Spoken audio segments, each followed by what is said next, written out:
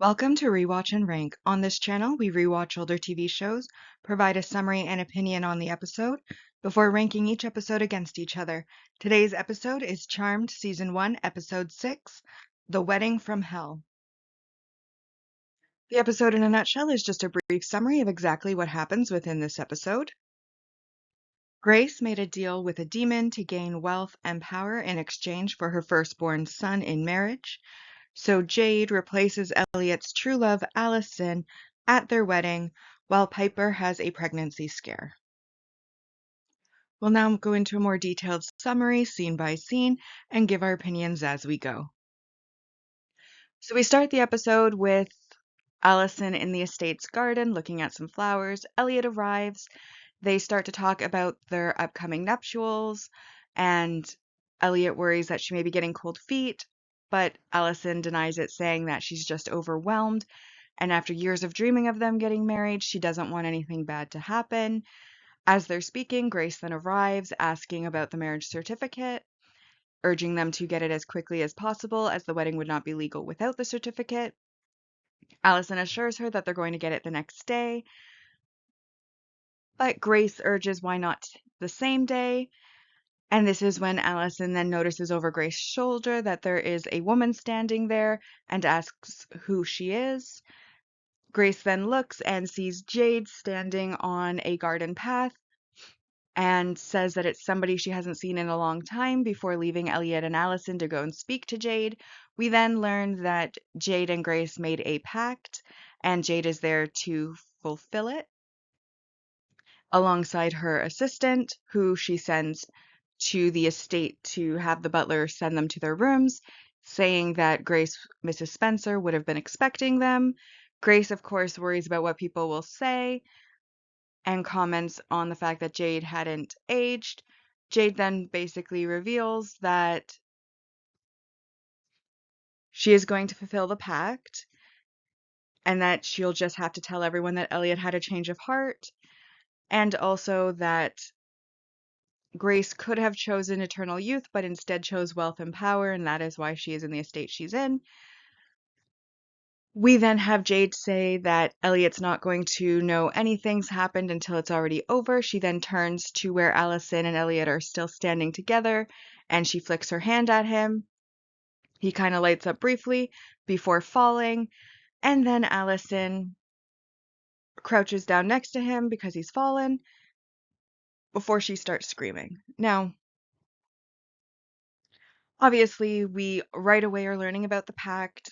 We know who our bad guy is, which we always establish pretty early in the episodes. We also kind of get a rundown and summary of the situation. We got some foreshadowing from Allison when she had a feeling that something bad might happen, or she didn't want anything bad to happen. We, of course, have the knowledge that Jade is supernatural, as she is able to, 1, make a pact, 2, didn't age, and then 3, is able to make Elliot unconscious. And then we have the acting. Grace, I think, did fairly well. Jade as well. Allison and Elliot, when they were having their conversation, I didn't believe that they were in love at all. Like, there was no chemistry there. I thought it was very stiff. It wasn't very believable. And then when Elliot falls, Allison's like full on scream was just way overacted. Way overacted. Like, I mean, he just fainted. It's not something that you have to horror scream over, you know? You would, of course, express your concern. So when she first kneels down and is like tapping his face and calling his name, I'm like, yes, that is a reaction you would have. But then when she starts full on horror screaming like he's dead, I'm like, what are you doing? It's just way too over the top, especially for the very start of the episode, in my opinion. So we start with Piper in the bathroom with a pregnancy test that she has taken. Prue starts knocking on the door, wanting to get into the bathroom. Piper says she'll need a minute or two because of the test. Prue gets frustrated, but Piper says that she can use anything that she wants in the other bathroom. All of her stuff is there, and Prue gives up and leaves. Just after she leaves, of course, Phoebe then comes over, knocks on the door, also wanting in. Piper gets frustrated, throws out the pregnancy test box. Before opening the door to Phoebe, Phoebe asks if she's in for a cold shower, and Piper says that sometimes a cold shower is exactly what we need in life. Before she storms off, Phoebe then kind of shuffles into the bathroom, starts to brush her teeth, and as she's looking around while brushing her teeth, in the lidless garbage basket, she then sees the pregnancy test sitting on top, and she picks it up in curiosity and gets a premonition off of it of a doctor helping to deliver a demon baby while he freaks out. Now, first thing about the scene to note is that the timing is very wrong for this particular issue. We learned way back on episode 4 that Andy and Prue had been dating for an entire month. Actually, slightly more than that because this was a month since they decided to take it slow and they'd already had a first date before they took it slow. So a little over a month. We're now 2 episodes on from that. So if we're assuming 4 episodes was a month of time, 2 episodes on from that, maybe it's about a month and a half, potentially even 2 months or more since they discovered that they were witches.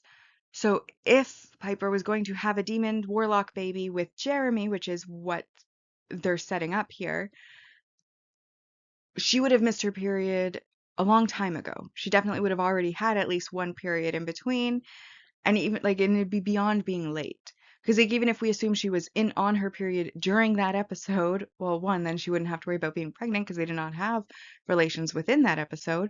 But number two, she would have definitely within an entire month had her second cycle. And even if she was a little bit late from that, again, she still would have had her cycle before we get to this episode at this point.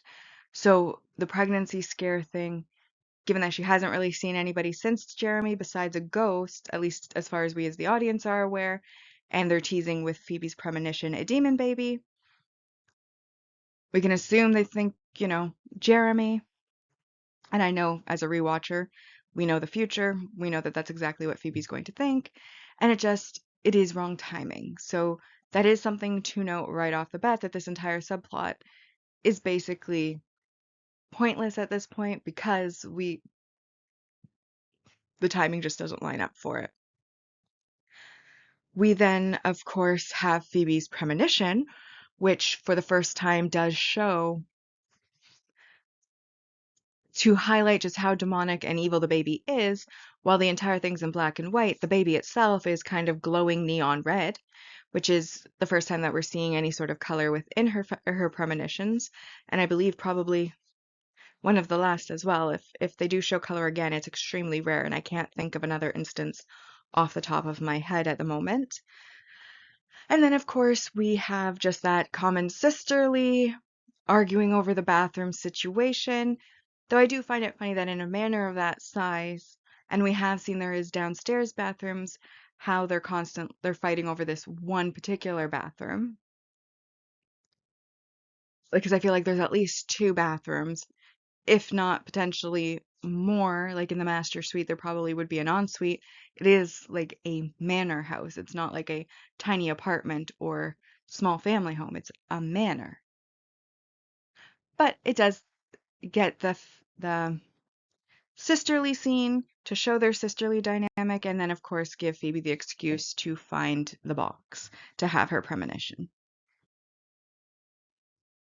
We then of course have Piper in the kitchen making the hors d'oeuvres for the Spencer wedding. Prue comes in, gets her coffee, notes that they're going to need to come up with some sort of bathroom schedule. Piper, meanwhile, has answered the phone and is starting to panic because the chef that was actually hired was Chef Moore, who's gone to France, but because the contract was with Quake, she's on the hook for the wedding and has to inform the richest family in their city that they basically aren't going to get the wedding catered by the chef that they ordered, but by Piper instead, and she's starting to kind of panic about it. Phoebe then walks in and thinks that they are having a conversation about Jeremy, and basically only after she's asked to be hired, or once Piper asks her to help her out, $10 an hour to help her with the supplies and catering the wedding, does Phoebe realize that they're talking about a wedding and not Jeremy. Phoebe then brings up Jeremy and his aftermath, but Piper completely refuses to talk about it, telling her to never bring up Jeremy again. And this is where the scene ends. Of course, we have, again, concerns over a bathroom schedule, which just again shows more of that sisterly type interaction. And then we have why Piper would be at this wedding in the first place so that she can stop it in the episode. And then, of course, Phoebe worrying about the pregnancy test. And usually I don't bring in any sort of background information. I base my opinions and summaries on the episode purely on what I, as an audience member, see on screen. However, I do know that the first episodes were filmed out of order and aired out of the order that they were filmed in, which is most likely why this subplot even exists in the first place for this episode, as it probably was meant to be earlier, and had it been, it would have made more sense. However, as we've already established, by this point, we already had in episode 4, it established that they were a month into being witches. We're now well past that. And so this subplot just, it doesn't make sense. And that's going to color the entire episode's opinion going forward. So I'm just mentioning it this once to get that out of the way, that this subplot makes no sense. And we're just going to basically pretend it doesn't exist because there's no reason for it to exist at this point in the series. We next have Piper rolling up to the estate, the Spencer estate, and she's of course stopped by the gate that's blocked, so she tells the speaker that she's the caterer, giving her name. They of course still have Chef Moore listed. She lets them know there's been a change, but they at first want to deny her entrance until she lets them know that she has ice sculptures melting over wedding cake in the back of her car and has to get in. They then send security out to meet her. As the security guards are walking over, Father Trask appears and tells her that he needs to get into the compound, asking for her help, letting her know to beware Hecate, who is the bearer of the demon child. The security guards, of course, take Father Trask away and allow Piper to enter into the estate. Obviously, again, we're establishing our villain. We first meet her as Jade. Now we've learned that the bearer of the demon child will be Hecate, and we can kind of make the connection then that Phoebe's premonition most likely will be Hecate's baby, not Piper's. And we're meeting Father Trask, who is aware enough of the supernatural to be hunting for this, and this can raise some alarm bells. We next arrive at Buckland's, where Prue is cataloging and appraising a fertility statue alongside Hannah, when Rex then comes in and basically says that the statue is no longer available for the auction, and that Prue's sister is waiting in her office. Prue leaves. Rex then approaches Hannah and basically scolds her for making a mistake, as she knows who they have acquired the fertility statue for. And Hannah comments on the fact that Prue's not going to be there, though her sister is catering the wedding, of course, implying that this statue has been purchased for Jade or Hecate, which again brings up that there's something about Hannah and Rex. And then we carry on into the office of Prue with Phoebe. Phoebe then informs Prue of her vision of a baby being born. Prue immediately assumes she was pregnant. That's why she came back from New York. And of course, Phoebe is very offended by this. She kind of goes on to say, "Oh, of course you would think of her first. She's the dark cloud, black sheep of the family, so on and so forth." Prue, of course, then starts to look guilty, and then Phoebe says that, FYI, she's not the only sister who's sexually active. Remember Jeremy, because it wasn't her who had the demon baby in the vision. She claims it was Piper. However, we as audiences witnessed the same vision, and we saw the baby being born in the doctor. We did not see the mother. So she is assuming that it's Piper based on the fact that it was a pregnancy test she found when Piper left the bathroom, which is going to continue. Now, they've set the timeline as 6 to 8 weeks, which is almost 2 months. But like I said, she would have had known by now that she would have missed her cycle, because a month is 4 weeks, so they would have been at least 4 or more weeks out at Dead Man Dating. And now this is maybe an extra month or half a month, but you get a cycle every month. So by this point, Piper would have fully missed one, not just being a little bit late to trigger the pregnancy test being needed. I still don't think the timing really lines up, to be honest, even if they're establishing it at like 6 to 8 weeks after.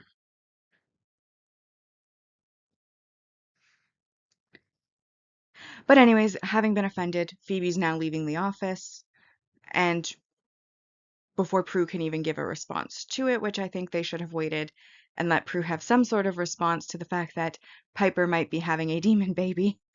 I would have liked to see what she actually said to that, other than, Phoebe huffing off right away because of her being offended. We next see Grace coming into the gardens where Allison is waiting. They have a fight over the fact that nobody has told Allison anything. No one's answering her calls or returning her calls. But obviously, she wants to know why Elliot suddenly had a change of heart. Grace basically tells her that there are aspects of their family she's never going to understand. Elliot has had a change of heart and she needs to stop coming by. It's already over for her. Allison, of course, protests, still wanting to hear it from Elliot himself, but Grace lets her know that's not going to happen and she needs to leave before Grace then turns around and leaves Allison alone in the garden. Again, this is just a brief sort of scene to, again, set up that that because of the pact, the bride is changing. Something's obviously wrong with Elliot. He hasn't even told Allison, and he doesn't remember Allison even really, or at least won't answer any of her calls. And it's just basically a setup scene. Other than that, not much to say. So we then get Piper working in the kitchen, directing the chefs on cooking the things that needed to be made on site and couldn't be made in advance, while we see some of the trays that were in her kitchen earlier on the counters around for those things that were able to be made in advance and brought over. Phoebe then walks in with some more ingredients that she needed, and Piper tells her finally that she's arrived, having been waiting for her, asking what took her so long. Phoebe then informs her that she went to visit Prue in order to add more bricks to the wall between them. Piper then comments to one of the chefs off screen that she has buns in the oven, and Phoebe makes a comment on "you're not kidding," as she's still under the impression that Piper is pregnant. At this point, we then get that interrupted by one of the servants, who then comes in to say that the bride, Jade Damone, is waiting. Piper is confused because the name on her sheet was Allison, but the butler just ignores it, which of course is a little on the confusing side. Obviously, we don't get really in depth with the conversation between why Phoebe went to the office, so Piper doesn't know yet that she thinks she's pregnant. And then we also get the kind of ability to kind of put in some jabs and puns and such, little innuendos in there, because Phoebe at this point thinks Piper is pregnant, and we don't really get an answer on the confusion on the bride's name, but it does bring up why exactly the staff wouldn't be confused. Like, obviously, there's probably something supernatural at play, because Jade does have magic. Being a demon, she also has her bridesmaids who also are demons, so we can assume there's something supernatural at play, but it is odd that none of the staff really are surprised or jarred by the sudden change in Bride, when you would assume Allison and Elliot have been together for years, as she stated in the first scene, and she would have been around for quite some time, and now suddenly she's out, someone that they've never met before is in. You'd think there'd be some sort of questioning from the staff, but there really isn't. And then we move on to the second half of the scene, where that same servant is leading Piper and Phoebe, who followed her, which Phoebe not even being officially hired and just kind of helping out, wondering why. Well, I'm wondering why she would follow her in the first place. But we follow to where a seamstress is fitting Jade for her wedding dress. So first, Piper comes in. She speaks with Grace and Jade about where their progress is with the catering so far, before kind of after giving her status report, throwing in that Chef Moore is in France. And of course, this sets both Jade and Grace off, who both are shocked and come walking over, talking about how the wedding is ruined and how could this be. And Piper, of course, tries to be reassuring to them, letting them know that she's been involved in every part of the preparation and that she will make sure that the catering goes without any sort of hitch. In the end, Jade then still expresses sort of reluctance to use Piper for the catering. Phoebe then steps in and basically gives Piper a glowing review, because she's not biased at all, as her sister. And of course, then Jade and Grace agree that she can do the catering, though Jade does comment that if she messes up, she will have her head, very seriously, before joking and saying, "Oh, I'm just kidding." Piper then confirms some of the, like, what sandwiches will want to be on the tray for the bachelor party. Grace says that Elliot can make that decision himself, so Piper and Phoebe then leave, presumably to go and find Elliot to find out what type of sandwiches he wants at his bachelor party. Jade then returns to the seamstress at the podium to have her dress continue to be fitted, and she backs up into a needle or a pin, which then ends up sticking from her leg, and she has no reaction, which of course shocks the seamstress, who would have expected a needle in the back of your knee, where like that sensitive skin there would be painful. And then Jade asks her what's going on, is she done? And then the seamstress quickly finishes up and makes her exit, while Jade continues to look into the mirror. And of course, with the second part, we're now just establishing that Piper is officially hired and it's okay to continue. Again, I don't really see why Phoebe followed her or why Phoebe would feel the need to butt in. It felt kind of unprofessional and almost like, well, Piper was grateful, she also looked kind of embarrassed as well. And of course, that made the entire conversation kind of stilted and awkward. But again, I do think it was well acted by, like, I like the actress who played Grace. I think she did a very good job at playing the older wealthy woman. I think she kind of oozed wealthy older woman in all of her scenes. So I wanted to compliment her acting. Is very good in this scene. And then we're also once again reminded that Jade isn't normal, as she got stuck by a pin and had no reaction. We then enter into a bit of a longer set of scenes. We see that security has lost Father Trask on the grounds and have started to look for him, while Trask has disguised himself as one of the people delivering some of the wedding furniture to the estate in order to get in. We then see Allison also has snuck into the estate and has found her way into Elliot's room, wondering what they have done to him, and her presence there kind of brings him semi out of his trance.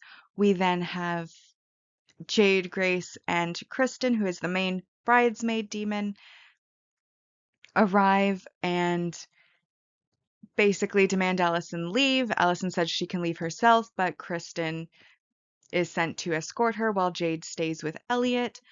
We then have the alarms going off because of Father Trask, and Piper and Phoebe make their way in, and Piper recognizes Father Trask from when he approached her car and sees him heading up the stairs with a dagger, while at the same time we see Allison being escorted out by the security and Kristen. And then we go upstairs where there's Elliot on the balcony kind of yelling down for them not to hurt Allison before Jade drags him back to his room. We then have Father Trask making it upstairs and Jade standing by the window. Father Trask goes in, says that he banishes Hecate back to hell. She, of course, is calm and says, "Not today, Father Trask." Kristen then appears behind him, transforms into her demon form, and breaks his neck. We then have Piper and Phoebe making it into the kitchens where they're reaching security, saying that they've seen somebody after the bride. They then hear crashing glass and make their way outside where they see that Father Trask is on the ground where he was thrown from the window, as we knew he was dead beforehand, and the dagger laying next to him. We then have the police officers arriving, including, as is always seemingly the case, Andy and Daryl. We then have a little bit of a heart-to-heart with Phoebe and Piper and Allison, where Allison confirms that she loves Elliot, but has to go, and Piper wants to help her, but Phoebe pats her stomach and says she has her own problems to deal with, which of course confuses and kind of offends Piper as well. We then go back to where we have Andy, who is questioning Jade on her story about Trask chasing her with a big knife. Jade then says that Trask, when he lunged at her with a knife, tripped over her who had ducked and fell out the window. However, once Jade then returns in, Andy and Daryl talk about lifestyles of the rich and the shameless and how they're sorry that the dead man on the driveway was such an inconvenience to Jade because of her attitude. They then look at where the body landed, where the window was, and say there's no way that you could jump that far, let alone trip and fall, and end up that far. And then Daryl makes a quip about that's why they get paid the medium bucks to figure it out, before we then move on to where Grace is confronting Kirsten inside of the estate. Grace, of course, goes on to say that killing the priest wasn't part of their arrangement, and if anything happens to her son, Kirsten then says that she should have thought of that before they made their arrangement, and reminds her that they're still on the second floor before walking away as Grace watches her leave. Of course, all of this series of scenes is regarding the Father Trask situation, and that now is resolved within this bit. Obviously, he knew about Hecate. He had a dagger that supposedly could banish her. Now he's been killed, thrown out the window. The sisters are now onto the fact that something's going on because they know that Allison was the original bride. She still loves Elliot. Piper wants to help and get involved at this point. Obviously, now we have Andy and Daryl roped into the episode as investigating Father Trask's death, which again, we now know is, well, we as the audience already knew it wasn't a murder, but now that's confirmed as obviously how far he got from the window was suspicious. And then, of course, just the Grace being uncomfortable with cold feet about the pact that she made, but unable to get out of it because obviously she is dealing with demons. So a lot happens, but also not a lot happens. We again get a scene at Buckland's where Prue is looking at the male companion to the female fertility icon that Rex put aside before, asking what he wants done with it. He lets her know that it's a gift for the Spencer wedding, that Piper is and she mentions Piper's catering the wedding.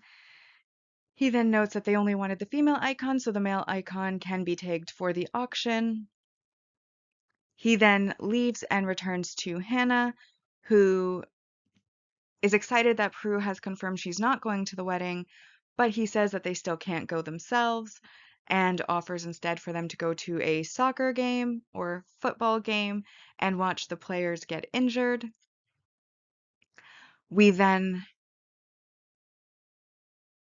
have Andy arriving in Prue's office where she's finishing up with the male icon, taking him for auction, and then he comes in and brings her the dagger. She researches the dagger after they flirt a little bit about the male fertility icon's artifact. And then she looks up the poignard, is what she calls it, 14th century Italian. On the blade, it's listed that a Latin phrase that essentially translates to, I shall not rest until the demon is vanquished. And then she looks up the dagger online and it brings up an article about Hecate and shows the demon Hecate holding a humanesque child, but that is clearly still a demon's child. And she comments that it can't be a coincidence before making a quick exit, making Andy a little bit suspicious. So then he goes around her desk and looks at the article that she had up on the computer, but we don't really get any of his thoughts on that. Obviously, just a short little snippets of scenes. Once again, Jade's goal is to marry, get pregnant right away. And so that's the fertility icon. Rex and Hannah originally were going to go to the wedding, but now we're just sending the gift because it's too risky with Prue's sisters there for them. So once again, we're seeing that they are not all that they seem to be, and they are definitely part of the evil underworld, though they haven't shown fully, like, they haven't fully bared their teeth yet at the sisters. And then, of course, the Prue and Andy, they're flirting a bit, which, of course, because they are an off-again, on-again relationship, makes sense that they would be flirting. And then, of course, Prue conveniently leaves the article up on her laptop, making a suspiciously quick exit, which leads Andy then to see the article that she had left up. Though again, it's not really shown to us as the audience what he may have gleaned from that article.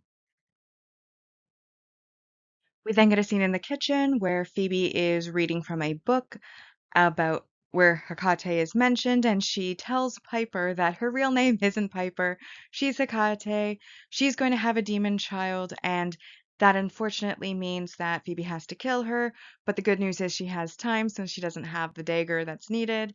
Prue then walks into the kitchen with the dagger that is needed, while Piper confirms to both of them that she is not pregnant, which of course makes both of them, and especially Phoebe, extremely happy.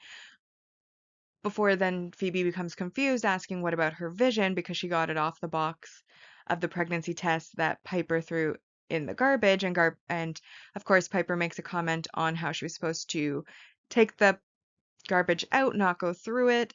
Of course, Phoebe didn't have to go through it. Like I said, it's an open-topped basket. It was right on top. She was just glancing around, like it's not like she had to dig through anything to find it. That aside, Prue then asks exactly what it was Phoebe saw in the vision, and Phoebe tells her she saw the thing being born, and Prue asks if she actually saw Piper's face, and she said no, she just saw the legs of the mother and assumed Piper because of the test. They then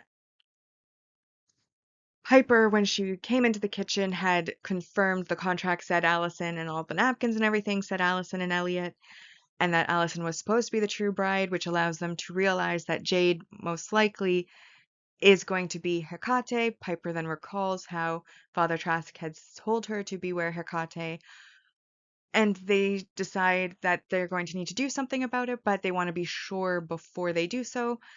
And so that leads us into them going to the estate in order to spy on the bachelorette party.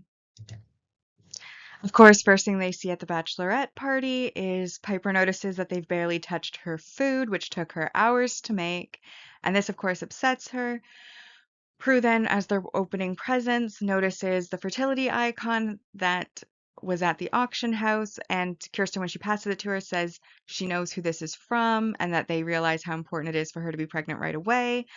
We then also get, shortly after that, the pizza person arriving, but is actually a male dancer who starts his dance, which at first Piper's offended they ordered pizza. Then when she realizes it's a dancer, she then feels better because they haven't actually done that. But then they see the Kirsten makes a point to say that he looks good enough to eat, and then they all go forward, and it is heavily implied that he was eaten, unfortunately. And the sisters, of course, watch through the window as this happens, which, of course, is exactly what they needed. They needed to confirm that Jade is Hecate, and her eating a dancer would indicate that very well, that they're demons, all of them. Obviously, this also brings some suspicion with Prue. I don't know that she's necessarily suspicious of Rex and Hannah quite yet, but definitely knows that somebody with connections to the auction house has connections to Hecate because she is able to recognize the statue. And that's just basically setting up to confirm it. Again, we also have the little powwow in the kitchen, which again just basically was them talking about Hecate, that they need to find her so that they can defeat her, and that that's most likely Jade. Now they've confirmed Jade, so that's the entire purpose of these scenes. We then have the sisters hashing out the details of their plan now that they have confirmation that that the spell on Elliot can be broken by a declaration of love sealed with a kiss. So their intention is to bring Allison to the wedding to break the spell on Elliot, which will then mean that Jade's out of luck. No wedding, no honeymoon, no demon baby. They win. Phoebe, of course, says that she still wants to vanquish the demon, but Prue and Piper remind her that their job is to protect and help the innocent, so they're going with the Allison plan. And then, of course, the shower schedule thing comes up with Prue just after they've made their plan, saying, okay, time to, get ready to go. And she goes for the shower. And then that leaves Piper and Phoebe scrambling over the remaining showers and, more importantly, the hot water. Now, I assume the hot water thing is to do with the age of the house or it could have to do with the location. I'm not sure if there's a difference in the way that it works in California from where I live, but I have to say, I have never once in my entire life, even when my full house had showers back to back to back to back to back, ever had to deal with not having hot water. So I feel like it definitely has more to do with the age of the home or maybe the way the system works there, why it would be that with just three of them, having showers would cause there to be no hot water. And if they know that there's only limited hot water, why not just stagger the shower times? That way everybody gets a hot shower. I feel like they've kind of had a sub theme of shower schedules for this episode, but really there are so many solutions. Like one of them could have their showers at night before they go to bed instead of in the morning. They could stagger the shower times. Phoebe doesn't have a job, so really, once her sisters go to work, she could wait a couple hours for the hot water to replenish itself before she has her shower. Then she wouldn't have to worry about it. There's a few different things they could do that would be very easy, and yet they're making it a big deal. Just thought that was worth noting. We then have Andy and Daryl going through the priest's rooms. Andy gets a phone call. When he hangs it up, Daryl comments that it's the ME report, and Andy confirms that it's officially a homicide, as the neck was broken before he went out the window. They then discuss that they don't think it could be Jade because of how small she is, and they don't believe that she'd be able to throw him out the window. And Andy comments on the security tapes, maybe being able to tell them who did. And Daryl then goes to take a note, but Andy tells him that he's already had them sent over to the station, and they both then leave the room. And again, not much to say on this scene, other than it's just giving us a little bit of an update onto the police side of the investigation, reminding us again that Father Trask has been killed by Hecate. We then see Prue opening the door and greeting Allison before we switch to a scene where Phoebe and Piper are walking through the wedding venue, and Piper is trying to keep things running smoothly, even though she knows that they're there to crash the wedding, essentially, that they're going to ruin it anyways. And her and Phoebe are keeping an eye on things from that side. Then we go back to Prue speaking with Allison. Allison tells her story, how, 6 days ago everything was perfect. Then Jade suddenly appeared, started working at the Spencer family business. Then, before she knew it, Jade was in, she was out, and that Elliot, who she loved, is no longer there. They wouldn't even let her see him, so on and so forth. Prue, of course, then becomes encouraging, asking, basically offering to allow her to crash her own wedding, to let her see Elliot one more time, confess her love, so on and so forth, basically to get her to give the confession of love sealed with a kiss to break the spell. Allison at first is reluctant, but Prue then persuades her, being the romantic. You don't want to spend your life on what ifs. You want to do everything within your power. You want to know for sure that it was never going to happen, so on and so forth. And eventually, Allison does agree that she will go with Prue, and that Prue and her sisters will help her get to Elliot so that she can try one more time before the wedding, or during the wedding, really, because they're crashing the wedding, to profess her love and to win Elliot back. And of course, this scene again is just part of setting up their plan. They came up with their plan. Now they're putting the pieces into play, getting Allison's help with it so that they can defeat Hecate. We then see Grace talking to her son Elliot. Elliot is just standing there like a zombie with a blank face, and she puts her hand on his face, asking him to forgive her. This, of course, is then when Piper and Phoebe arrive in the hallway, and they go to try to get into Elliot's room, but Kirsten comes out of the bride's suite and stands guard at the door, telling them that nobody is allowed to see the groom before the wedding. Grace then opens the door and leads them off to the side, where they then let Grace know that they have a plan to fix things. She says nobody can fix it, but they said that they do have a plan and will stop the wedding.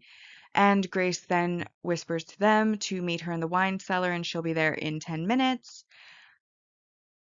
They then head off, and the entire time Kirsten is watching.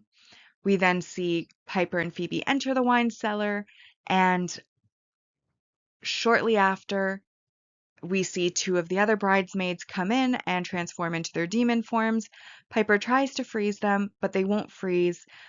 At first, they think the powers aren't working, but then they notice that a fly nearby has frozen, and so Phoebe then suggests that she needs to be closer to the object she's trying to freeze in order for it to freeze, and they continue to try, but when it has no effect, they decide to run instead. This, of course, is our first instance where we have seen that distance matters with regards to freezing. In previous episodes, we, of course, have seen that certain types of individuals don't freeze, such as her sisters.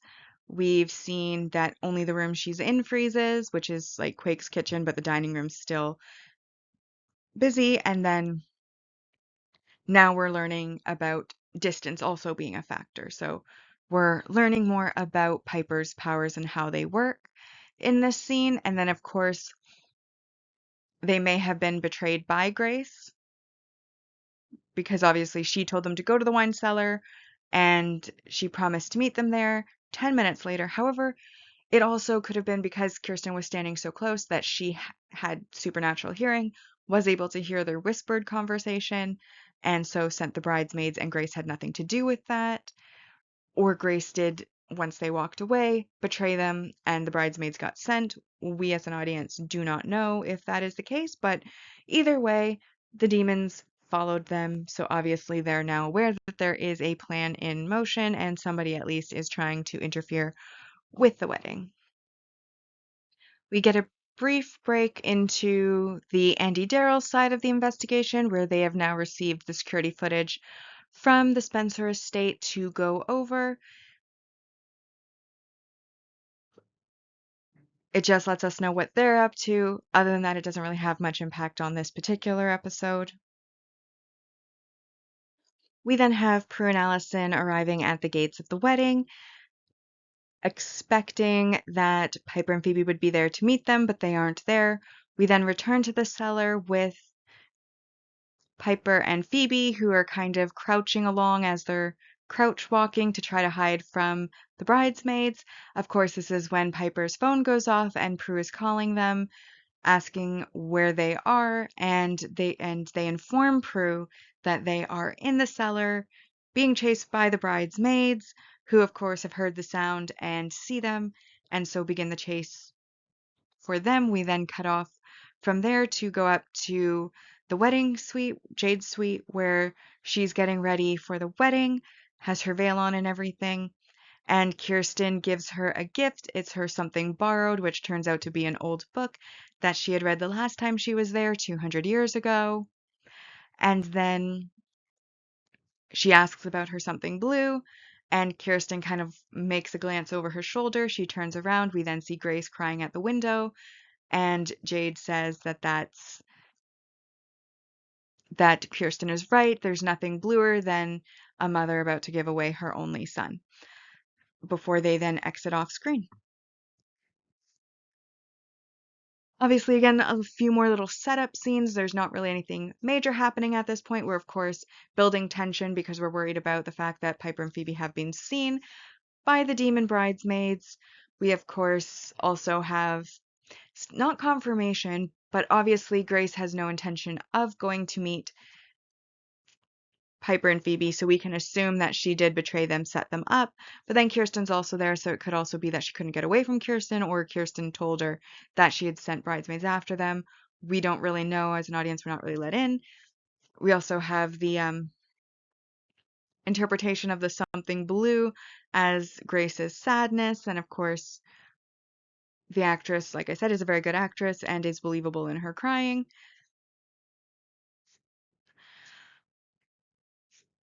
But other than that, like I said, setup scenes, not a lot happening.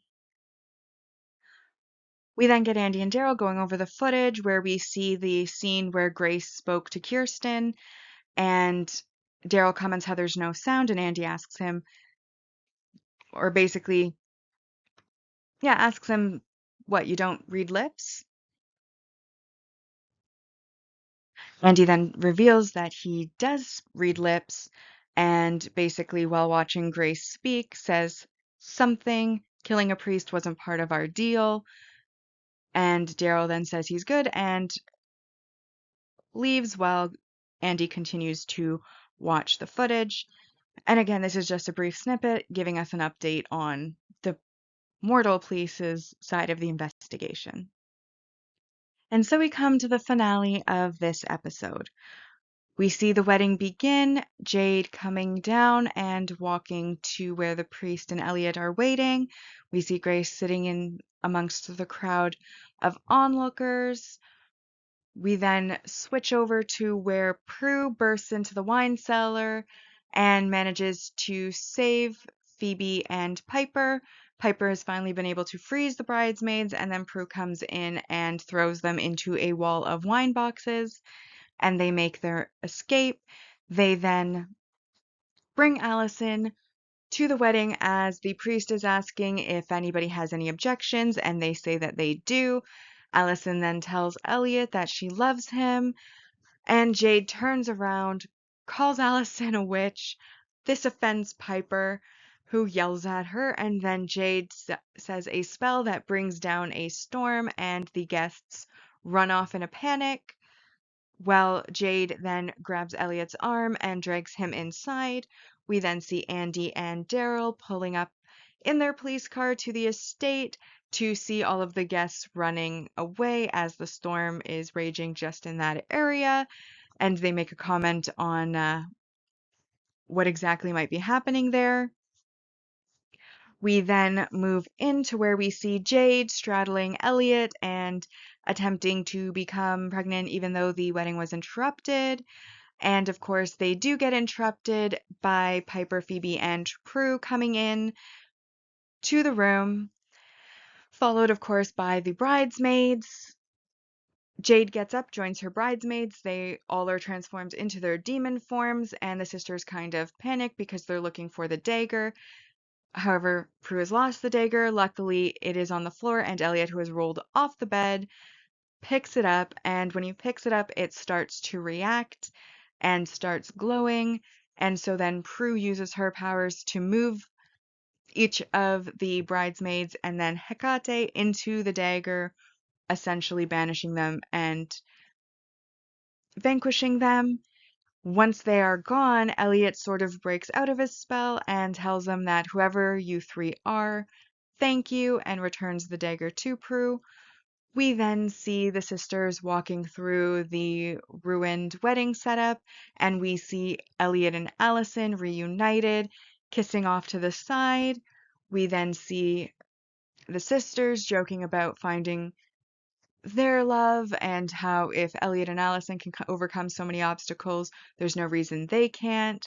And Piper makes a comment about how unlike Allison and Elliot, they wouldn't have to answer the door, "Honey, I'm sorry, I froze the kids."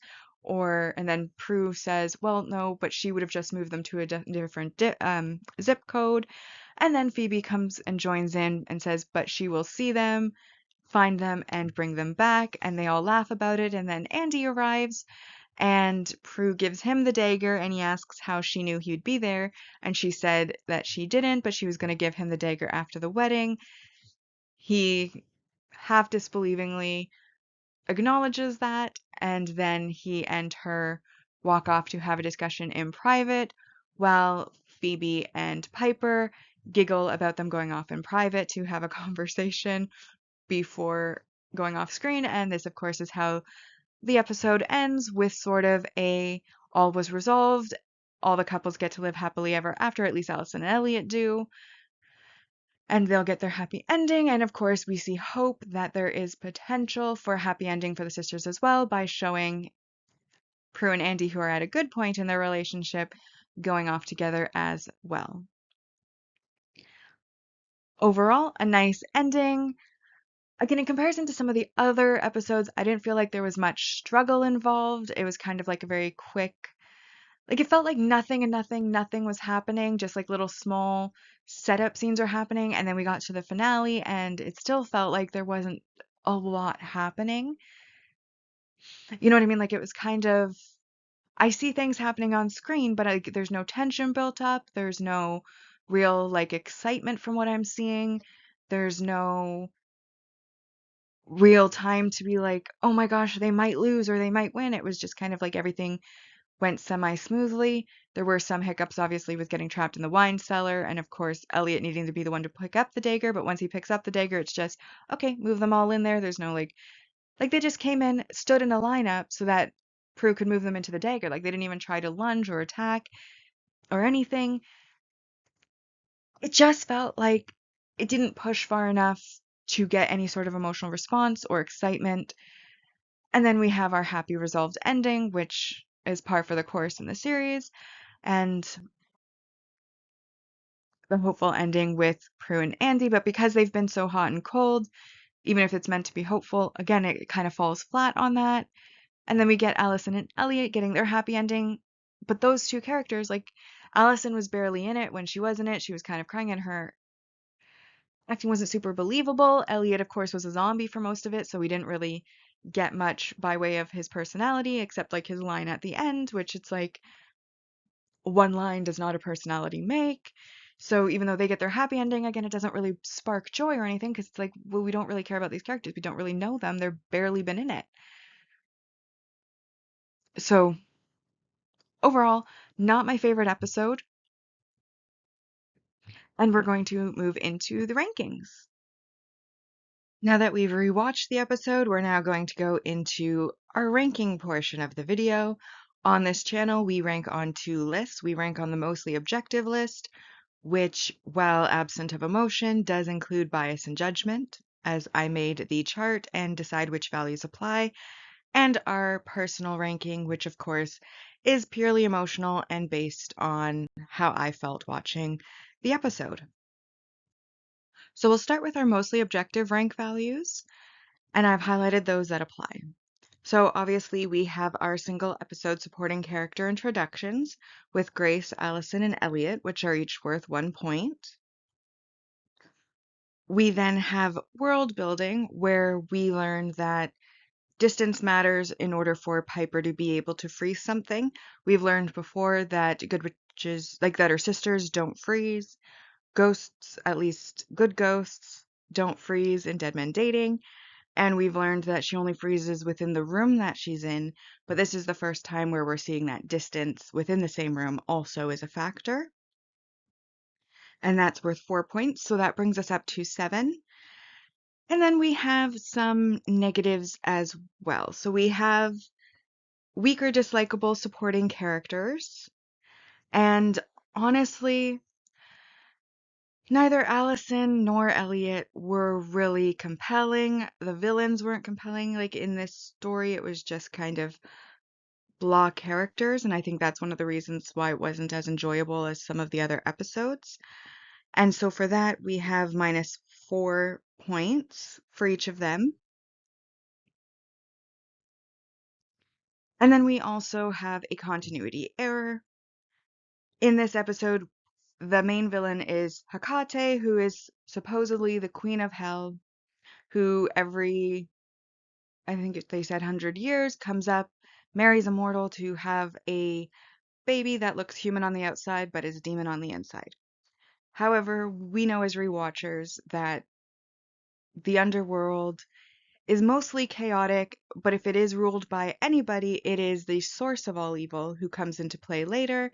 We also had the triad who works for the source of all evil as a controlling power. So the fact that they're calling her like the queen of hell or claiming that she has some sort of importance when she's a single episode villain versus all of the multi-episode villains we get later, and we know that the underworld is ruled by the source of all evil, not a queen. I consider that to be a continuity error, and that, of course, is also minus 4 points, which brings us below 1. The minimum score that an episode can score is 1, and therefore this episode is 1 out of 10. So adding into our mostly objective ranking, as a reminder of our list so far, we have in first place Something Wicca This Way Comes. 2, I've Got You Under My Skin. 3rd, Dead Men Dating. 4th, Dream Sorcerer. 5th, Thank You for Not Morphing. And now in last place, this episode joins our list, and that's The Wedding from Hell. And then my personal ranking. I was a little more nice than the objective ranking, but not by much. It's not a favorite episode. I think the series would have been fine without it even being there. I felt like when we were in Dead Man Dating, we learned that Jeremy had been dead for a full month at this point, which means Piper would have definitely gotten her period within that month. Now we're 2 episodes out from that, where we established they've been witches for a month. So that was the 4th episode, so probably maybe a month and a half. She definitely would know at this point that she had missed her period, or she would have had her period 100% by then if she was pregnant or not. So it just doesn't really line up with the timeline for her having her pregnancy scare. Like I said, the Grace Elliot, well, actually, I do like Grace as a character to a certain extent. I think that was very well acted. But Allison and Elliot, they're not compelling. You don't really root for them. They're not really anything that you really want. And obviously, like the effects of the transformation, the makeup crew hadn't quite found their rhythm yet for doing demonic faces. So when the bridesmaids and Jade transform, you can kind of tell that it's fake. You know, Jade as a character, again, I think it's well acted. She is somewhat of a compelling character, but she's very briefly on screen in most cases. And then, you know, you have the bridesmaids, and the bridesmaid that we see the most often, again, isn't that compelling, isn't really that realistic. It just kind of felt like the entire episode didn't need to be there, and there wasn't really much that it added, but it was still somewhat entertaining to watch. It had a few good moments, not many, but a few, and so I decided to give it a 2 out of 10 rating, bringing the personal ranking list to in first place, Dead Man Dating. Second place, Something Wicked This Way Comes. Third place, Dream Sorcerer. Fourth is Thank You for Not Morphing. Fifth, I've Got You Under My Skin. And in last place on this list as well, we have The Wedding from Hell. And our last, but certainly not least, episode ranking list is our series ranking overall. This is where we were going to rank each season against each other, and we won't know the final scores until we finish the entire series. But whatever we score the episode gets added to the total so that we can figure out the percentage at the end once we've finished each season. So for today, we've added 1 to the mostly objective ranking list, making it a 41 out of 220. As a reminder, there's 22 episodes in the season, making a maximum score of 220 possible. And then we are adding 2 for the personal list, which brings it to 37 out of 220. And with that, we've now rewatched and ranked Charmed Season 1, Episode 6, The Wedding from Hell. Like and subscribe if you'd like to, and I'll see you in the next episode.